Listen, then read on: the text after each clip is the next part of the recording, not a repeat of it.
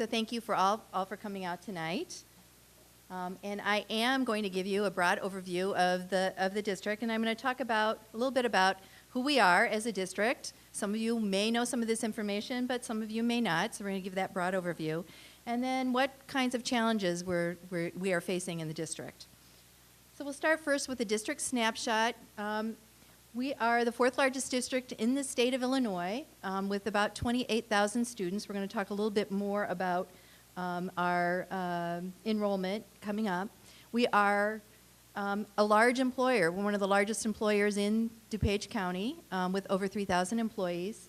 And you can see from the other data that's on here that a lot happens. We're big, and a lot happens here in our district. We have 33 schools across the district. We have 1 preschool, 21 elementary schools, 7 middle schools, 3 high schools, and 1 alternative high school.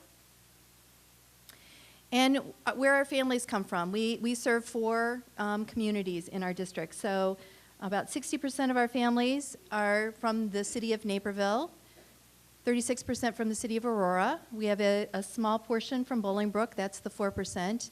And we have a few streets in Plainfield, that's the 1%. One little bit of information that I'd like to share is related to the Naperville. We serve more students from the city of Naperville than Naperville 203 does. So you can use that at the upcoming holiday parties. That's a little tidbit you can use there. But that is where our students live. Our demographics, just in the last year or so, we've become what's called a majority-minority school district, but in a very interesting way. 48% white, but over a quarter of our families now are Asian Indian population. Our other populations have remained fairly stable, 9% black, 11% Hispanic, and the other ones have been fairly stable as well. The increase we've really seen a lot in the Asian Indian population of our district. And low income percentages, and that's really, as you can see, dramatically changed in our district, but also across DuPage County. Back in 2000, we had less than 1% of our population that was low income, and you can see that we're up right now at 18%. So it's more than tripled. If you look even over the last 10 years, it is more than tripled. With that comes some increased need for resources in the district because of that particular population. But as I said, we're seeing that all across DuPage County. So what do we offer? What you think that we offer, I think, in terms of an academic program, I think people know or think about the fact that we, literacy, math, science, social studies, but they may not know is we have a really robust set of electives, all kinds of things that kids have access to in our district. We're well known for our fine arts program, as many of you know, in terms of art and music. We're also very well known in terms of our wellness and PE, and we work hard on the social emotional aspect. Some of the things you may not know, there are programs and services that we provide, some of which we are required to provide by law, like special education services, services for English learners, but other things that we provide because they are supports and services that our students need, such as reading and math support. Supports Project Arrow is our program for our gifted and talented students. At the high school, we have a large number of advanced placement and honors courses for our students. We have a very strong technical and career education program, and we have a very robust set of extracurricular club sports and competitions. And we feel very strongly about having those things for our students. The research really supports that when students are engaged in those kinds of things outside of the academic day, that they are more likely to be successful in school and more engaged in their school environment. So those are really important to us. And we have lots of points of pride. We've been very successful. We're, standard practice is to have us in those magazines for our top high schools across the country in Newsweek and U.S. News and World Report. We have 6 blue ribbon schools. We just recently were in D.C. accepting a blue ribbon for Neuqua Valley High School. We're very proud of that. We are consistently on the College Board's AP honor roll. We believe we are the only school district in the country where all 3 of our high schools have won a Grammy. In our last several surveys that we've given our parents. They've given our district on our 5 Essential survey an A or a B, 92%, which is a very awesome number. So we have a lot to be very proud of. So what are some of the things that we're wrestling with? And in terms of academics, this is one of the things that we're wrestling with. And that is really looking at what the future for our students is going to be and how the world is currently changing and has already changed. So this is just a slide that I've used with staff about looking back in 1970 and what the top skills employers were saying they needed out of students.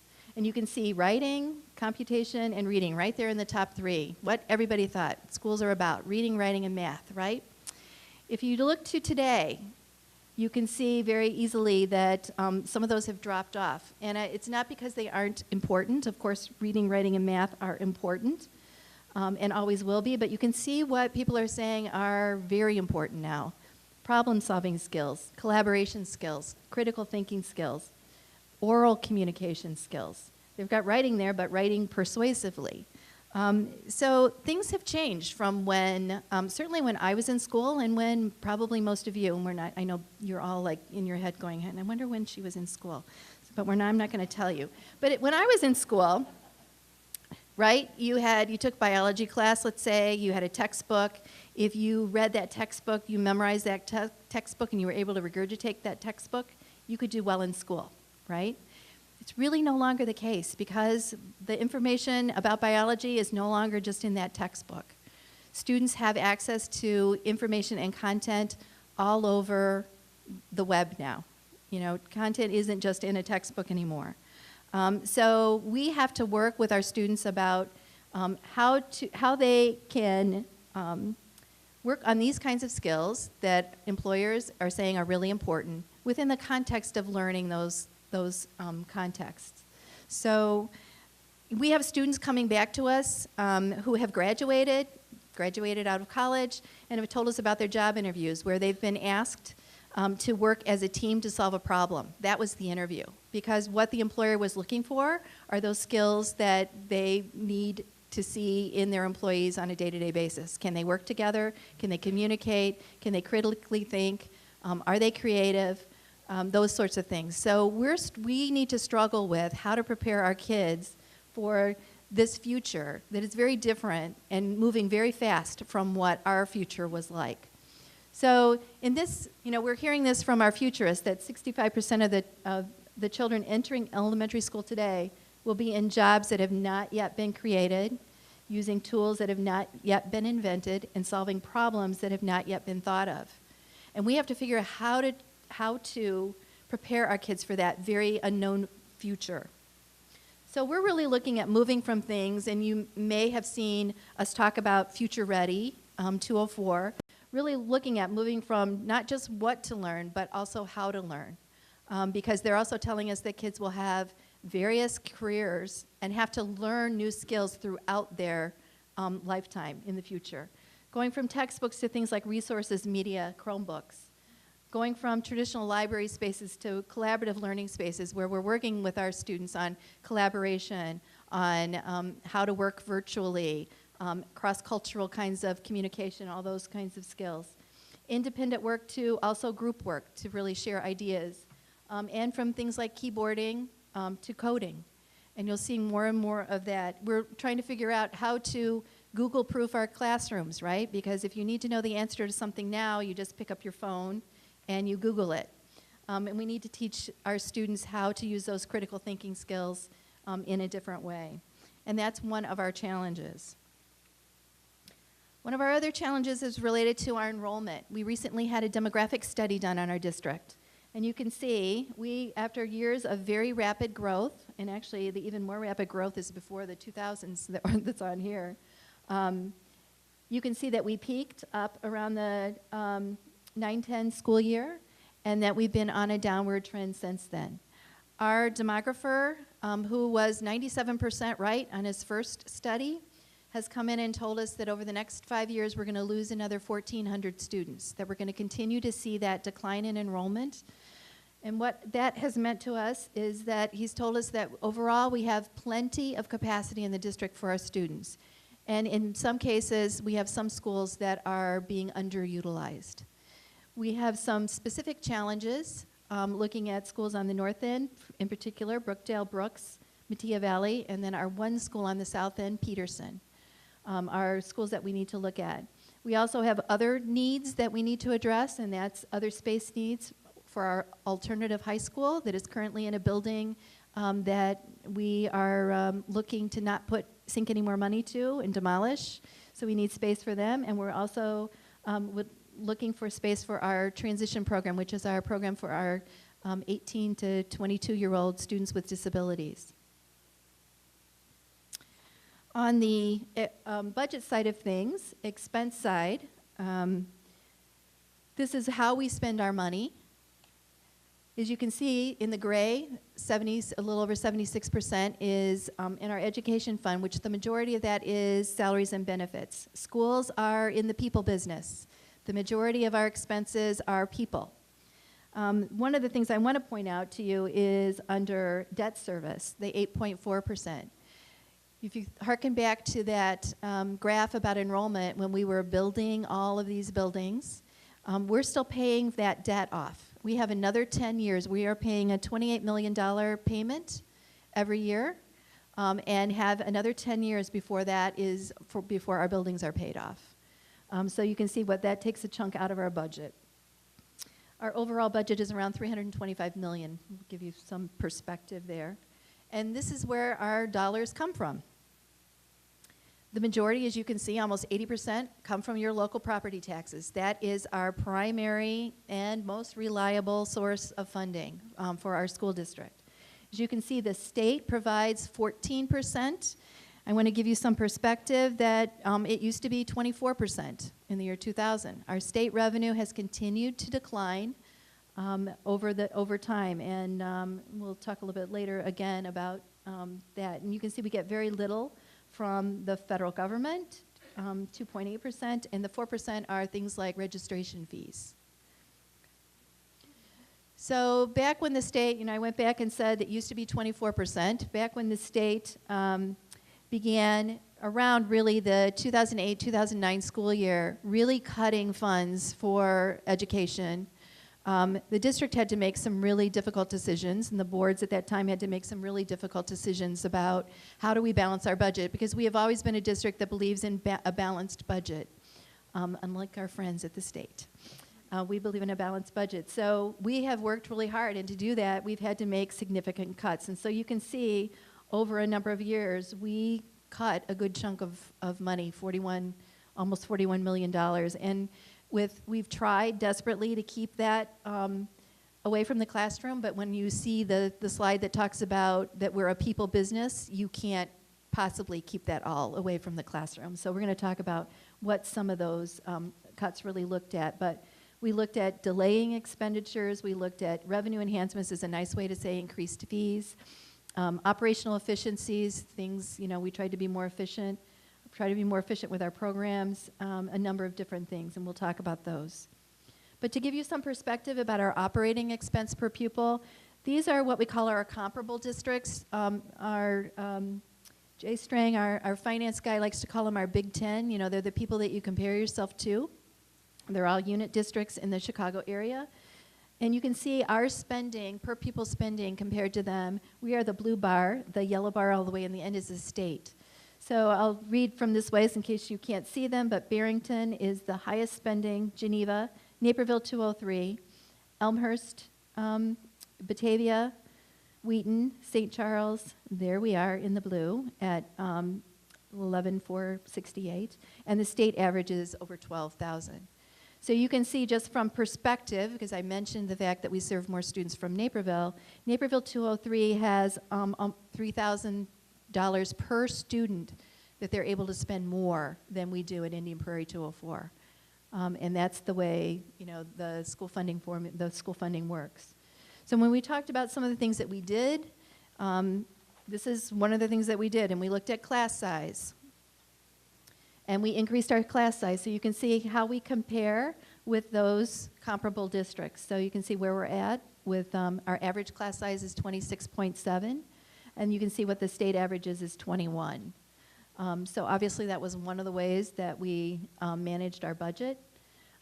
We also managed it with fewer administrators. So what this slide means is all the way on the right, for every administrator in District 204, we have 334 students. For example, all the way on the left, Naperville 203 has, for every administrator, there's 146 students. So one of the ways that we helped trim our budget was we did that. Average teacher salary, this is one where you can see where we land in comparison to our comparable districts. We would like to be more toward the middle because these are the districts that we're fighting for talented staff, with. And we know that the most important thing we can do is to put a high-quality teacher in front of our students to help increase student achievement. That is where we are at. And the other thing that we did was really look at taking money out of our operations and maintenance budget to put it elsewhere. And so the green bar at the top is what our consultants have told us that we should spend on our buildings every year, which is about 8.4 million or a little over that. And you can see what we have been doing. So you all know that when you do this at your house, when you become more reactive rather than proactive about maintenance, at some point it comes back to get you. So I got a text message from a board member who will remain nameless, though he's standing in the back there, last spring during a play at Neuqua Valley when the roof was leaking during the play. So the good news was, he said, that our kids worked it into the play. So we have really creative kids. The bad news is that was because we kept putting off repairing that roof until we absolutely had to, because we were trying to spend as little as we could in this so that we could keep money engaged in programs and not cut programs for our students. So our other challenge is that we need a crystal ball in order to project what the state is going to give us financially. And even with the new evidence-based funding formula that I'm sure you've maybe seen the commercials that everyone's taking credit for, we're being told that we will not know until January or February what our amount will be coming from that funding formula for actually this school year. And so there's some modeling out there. We're not sure if how much to trust the modeling that's been out there. So it puts you in a really difficult position when you're trying to be, good with our taxpayer dollars and try to have a balanced budget and try to figure out, what we want to do and what's important when we are constantly unsure and uncertain about what our funding will be. So overall, our future challenges include, one, preparing our students for their futures. So, one of the things you have to know is every student who's now in our school system has been born in the 21st century, okay? So we need to prepare them for their century, not our century. So that's a new challenge. We need to look at, we have this enrollment decline and think about what impact that has on our facilities. We have the issue about maintaining our facilities, and the budget and state funding uncertainties are something that are continuing to challenge us. So I am going to turn it over to Crystal. I think I made my 20 minutes almost exactly. I'm going to turn it over to Crystal, and she's going to help you through the small group activity.